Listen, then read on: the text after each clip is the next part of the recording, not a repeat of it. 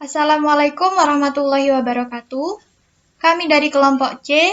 Pada forum Zoom ini kami akan mendiskusikan tentang 8 poin objek studi kewirausahaan yang beranggotakan Maulita Penny Lestari dengan NIM 5133, Vinda Ayu Oktaviano dengan NIM 5087, Nabila Agilia dengan NIM 5059, Ayu Luhing Prihatin dengan NIM 5080, Syafa Aliyah Rosalina dengan NIM 5042, Nurlaili Umami dengan NIM 5075, dan Inayatul Makfiroh Yusraul Hakiki dengan NIM 5121.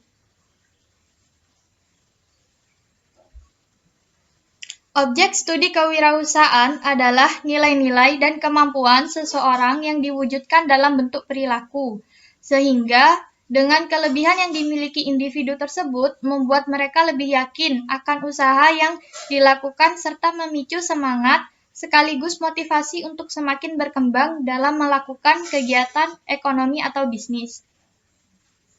Pertama, kemampuan merumuskan tujuan hidup atau seorang wirausahawan harus memiliki tujuan hidup yang jelas terlebih dahulu. Melalui tujuan hidup yang jelas, terkadang seseorang akan memasukkan orientasi masa depan terkait usaha yang dibangunnya pada sela-sela tujuan hidup tersebut. Hal ini dilakukan agar keduanya bisa berjalan secara bersamaan dan dapat mengikat seseorang agar melakukan tindakan sesuai dengan tujuan yang hendak dicapai. Sebagai informasi saja, hanya dengan adanya tujuan hidup atau usaha, maka seseorang lebih bisa mengatur kehidupannya menjadi lebih baik dan dari sesuai dengan yang seharusnya dilakukan. Begitu juga dengan seorang guru. Guru harus tujuan hidup yang jelas terlebih dahulu. Merupakan pendidik profesional dengan tugas utama mendidik, mengajar, membimbing, mengarahkan, melatih, menilai, dan mengevaluasi peserta didik, dan guru juga sering disebut dengan pahlawan tanpa jasa. Karena usahanya untuk menjadikan masyarakat Indonesia punya pendidikan dan intelektual yang tinggi. Tujuan dari seorang guru antara pertama, mengajar peserta didik.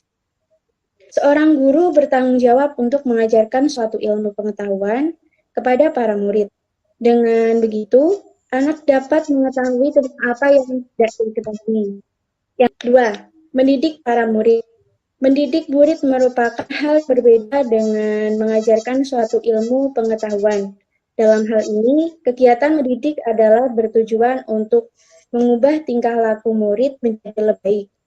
Misalnya pada saat ujian, guru selalu mengingatkan kepada anak didiknya untuk tidak boleh mencontek karena mencontek merupakan perilaku atau tindakan yang tidak baik.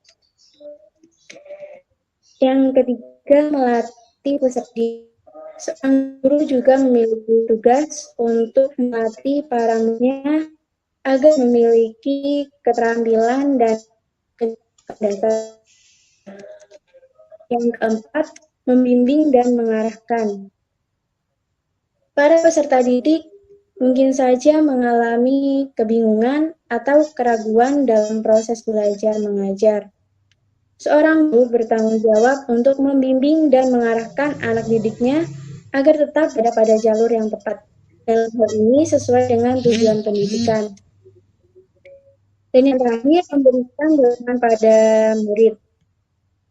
Seorang guru memberikan dorongan kepada para berusaha keras untuk lebih maju. Untuk dorongan di seorang guru kepada muridnya bisa dengan misalnya memberikan sebuah, itu saja dapat saya sampaikan. Di sini saya akan menjelaskan tentang poin yang kedua, yaitu kemampuan memotivasi diri. Motivasi diri pada seorang wirausahawan sangat penting untuk dimiliki, mengingat bahwa motivasi adalah sesuatu hal yang mampu menumbuhkan semangat demi terciptanya tujuan.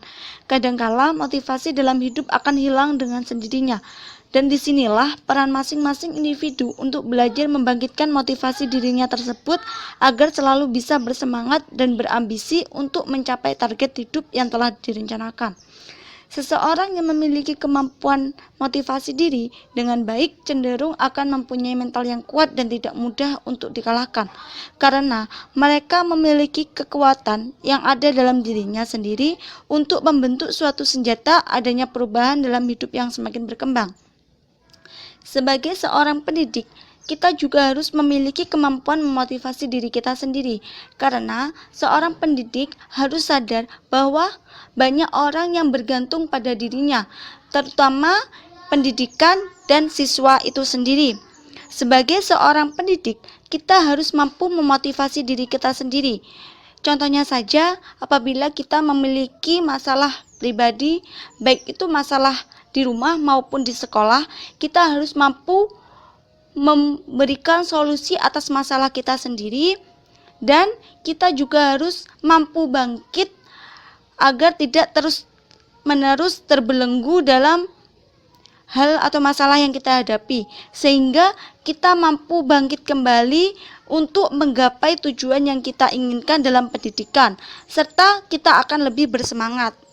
Kemampuan untuk berinisiatif. Sikap inisiatif dapat pula diartikan sebagai pemikiran kreatif yang memunculkan ide-ide demi terlaksananya suatu kegiatan atau bisnis yang lebih mau dan berbeda dari lainnya.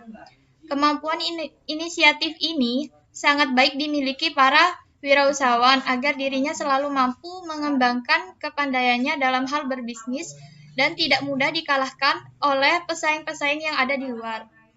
Contoh kemampuan untuk berinisiatif yaitu sikap wirausaha yang terlihat ingin menunjukkan kualitas pada konsumennya dengan ketentuan produk melalui ide-ide baru yang keunggulan yang dimiliki agar bisa memberikan kepuasan pada pelanggan.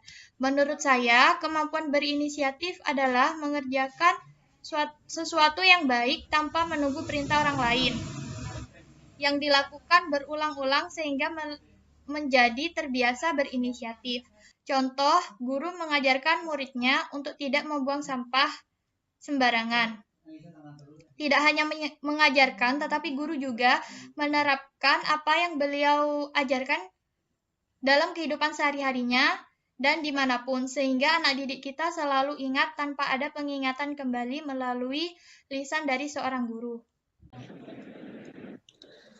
Poin keempat adalah kemampuan berinovasi. Arti kata inovasi yaitu suatu perubahan agar menjadi lebih baik dan menciptakan sesuatu yang baru. Kemampuan berinovasi pada dasarnya memang harus dimiliki para pembisnis, mengingat bahwa perkembangan dunia usaha yang makin hari makin baik dan banyak pesaing. Tujuan dari inovasi itu sendiri sebetulnya adalah memberikan konsep baru pada masing-masing bisnis yang didirikan wirausahawan agar memiliki ciri khas atau kriteria khusus yang berbeda dengan jenis bisnis lain pada umumnya. Nah, sebuah ide kreatif seorang guru sangat diperlukan untuk dapat mengubah situasi pembelajaran menjadi menarik dan efektif, sekaligus mengajak siswa lebih aktif. Jika saat ini adalah era globalisasi digital, ada kemungkinan ide pembelajaran yang kita kembangkan adalah lebih banyak berhubungan dengan teknologi digital, karena secara mayoritas siswa akan lebih tertarik menghadapi sesuatu yang up to date. Dalam era globalisasi, persoalan-persoalan yang muncul dalam pembelajaran salah satunya adalah diantisipasi dengan inovasi-inovasi terhadap model pembelajaran atau media pembelajaran. 5. Kemampuan membentuk model material, sosial, dan intelektual. Objek kewirausahaan yang berikutnya adalah kemampuan untuk membentuk modal uang atau barang modal. Artinya yaitu seorang wirausahawan harus pandai dalam menyisihkan maupun mencari uang agar dapat tercipta suatu industri padat modal yang bisa digunakan untuk memajukan kehidupan banyak masyarakat. Modal uang atau barang modal ini pada dasarnya adalah aset yang sangat penting dan harus dimiliki setiap para pebisnis karena sifatnya sebagai penolong atau pendobrak utama dalam suatu kewirausahaan. Sebagai calon pendidik, hal tersebut ada kaitannya seperti modal material. Modal material sebagai calon pendidik berupa tenaga yang kita berikan pada saat kita mengajar peserta didik berangkat dari rumah ke sekolah untuk mengajar. Keuntungan yang kita peroleh sebagai seorang pendidik yaitu mendapatkan gaji di saat siswa telah lulus, siswa mendapatkan segala ilmu yang mereka peroleh dari seorang pendidik. Yang kedua, modal sosial. Modal sosial sebagai calon pendidik yaitu seorang guru harus mampu bersosialisasi pada masyarakat, terutama pada peserta didik, dengan mengajarkan bentuk kejujuran, memiliki integritas, dapat menepati janji, suka membantu orang lain, menghormati orang lain, dan bertanggung jawab. Yang ketiga, modal intelektual sebagai calon pendidik yaitu harus memiliki sifat proaktif dan inovatif untuk mengelola perubahan lingkungan kehidupan seperti ekonomi, sosial, politik, teknologi, hukum, dan lain-lain, yang sangat tinggi kecepatannya. Mereka yang tidak beradaptasi pada perubahan yang super cepat ini akan dilanda kesulitan. Ibaratnya sebuah perjalanan sebuah perahu, pada saat ini sebuah organisasi tidak lagi berlayar di sungai yang tenang yang segala sesuatunya bisa diprediksi dengan cepat. Kini sungai yang dilayari adalah sebuah arung jeram yang ketidakpastiannya jalannya perahu semakin tidak bisa diprediksi karena begitu banyaknya rintangan yang tidak terduga. Dalam kondisi yang ditandai oleh perubahan yang super cepat, manusia harus terus memperluas dan mempertajam pengetahuannya dan mengembangkan kreativitasnya untuk berinovasi. Poin keenam yaitu kemampuan mengatur waktu dan membiasakan diri. Salah satu contoh sikap positif yang harus dimiliki setiap para pembisnis adalah kedisiplinan. Salah satu sikap disiplin tersebut diantaranya ialah mengatur waktu dan membiasakan diri agar selalu tepat waktu dalam melakukan segala tindakan. Bahkan dengan pengaturan waktu yang disiplin akan membuat setiap kegiatan yang dilakukan bisa diselesaikan dengan baik dan sesuai dengan target-target yang telah dibuat. Kemampuan mengatur waktu dan membiasakan diri selalu tepat waktu, salah satu contohnya pada calon pendidik yaitu menyusun rencana atau agenda kegiatan, mengurutkan prioritas kegiatan. Sedangkan pembiasaan merupakan proses pembentukan sikap dan perilaku yang relatif menetap dan bersifat otomatis melalui proses pembelajaran yang berulang-ulang. Pengembangan karakter melalui pembiasaan dapat dilakukan secara terjadwal baik di dalam maupun di luar kelas. Kegiatan pembiasaan di sekolah terdiri dari kegiatan rutin spontan, terprogram, dan keteladanan. 7. Kemampuan mental yang dilandasi agama. Seorang wirausahawan akan menjadi pribadi yang baik apabila kemampuan yang dimiliki tersebut diwujudkan pada rasa syukur kepada Tuhan Yang Maha Esa. Kemampuan yang dilandasi dasar-dasar keagamaan cenderung akan membuat setiap pebisnis merasa lebih tenang, tidak sombong, dan dapat bertindak dengan tidak gegabah. Sehingga hasil yang akan diperoleh jauh lebih baik atau bahkan dapat maksimal. Nah, ada kalanya kesuksesan seorang pendidik membutuhkan waktu yang cukup lama. Cobaan dan halangan tidak sedikit pula menguji kesabaran dan ketegaran. Untuk mencapai kesuksesan itu, bukan merupakan hal yang mudah dicapai dalam waktu yang dekat.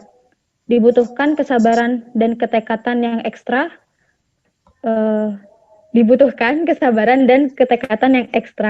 Setelah mencapai kesuksesan itu, tak sedikit rintangan dan cobaan menghalangi dan menguji ketegaran kita terhadap yang kita jalani. Perjalanan kesuksesan itu sendiri ada kalanya mengalami siklus naik turun. Saat kehidupan pendidik dalam kondisi sulit, kekuatan mental yang dilandasi keyakinan dan agama sangat diperlukan guna menghadapi kesulitan. Kekuatan mental yang dilandasi dengan agama akan memberi kita pikiran yang lebih jernih dan lebih bijak. Melalui mental yang dilandasi dengan agama, kita akan lebih bijak dan sabar dalam menghandle kesalahan yang kita hadapi. Kemampuan mental yang dilandasi dengan agama mampu mendidik kita menjadi seorang pendidik yang memiliki kepribadian bagus. Dengan mental ini, seorang pendidik yang mempunyai landasan agama yang baik akan penuh kesabaran dan ketawakalan dalam menghadapi masalah yang timbul. Dia juga akan berpikir positif terhadap apa yang dialaminya dan mencoba mencari jalan penyelesaiannya secara sehat dan baik. Poin yang ke-8 yaitu kemampuan membiasakan diri dalam mengambil hikmah dan pengalaman yang baik maupun menyakitkan. Pengambilan hikmah dari pengalaman baik maupun buruk merupakan hal yang sangat penting untuk dimiliki wirausahawan. Melalui pengalaman-pengalaman tersebut, mereka akan mendapatkan banyak pembelajaran yang kedepannya bisa digunakan untuk memperbaiki setiap bisnis yang didirikannya. Bahkan melalui pengalaman tersebut, seseorang akan merasa lebih yakin dengan tindakan yang dilakukan, karena sudah memiliki gambaran sesuatu yang salah atau benar di masa lampau.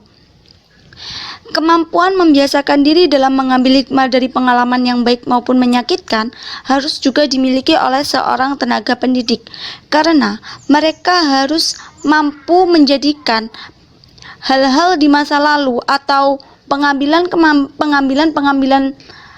sebuah solusi di masa lalu yang tidak baik untuk pendidikan atau untuk tujuannya akan dapat mereka rubah dengan cara evaluasi pendidikan. Contohnya saja saat kita menerapkan sebuah metode pembelajaran. Di sana pasti di akhir pendidikan atau di akhir semester kita harus mengadakan evaluasi pendidikan. Dengan cara inilah kita mampu mencari solusi permasalahan ke depannya, apakah solusi di masa lalu dapat kita terapkan atau memiliki dampak yang positif dan membuat perkembangan pendidikan anak didik kita semakin berkembang atau semakin mundur. Sehingga pengalaman yang kita alami di masa lalu dapat kita jadikan sebuah pembelajaran bagi kehidupan kita atau bagi pendidikan selanjutnya. Dengan kata lain, kita harus mampu membiasakan diri dalam mengambil sebuah hikmah atas hal-hal yang sudah terjadi di masa lalu. Sekian yang bisa kelompok kami sampaikan. Kurang lebihnya mohon maaf. Wassalamualaikum warahmatullahi wabarakatuh.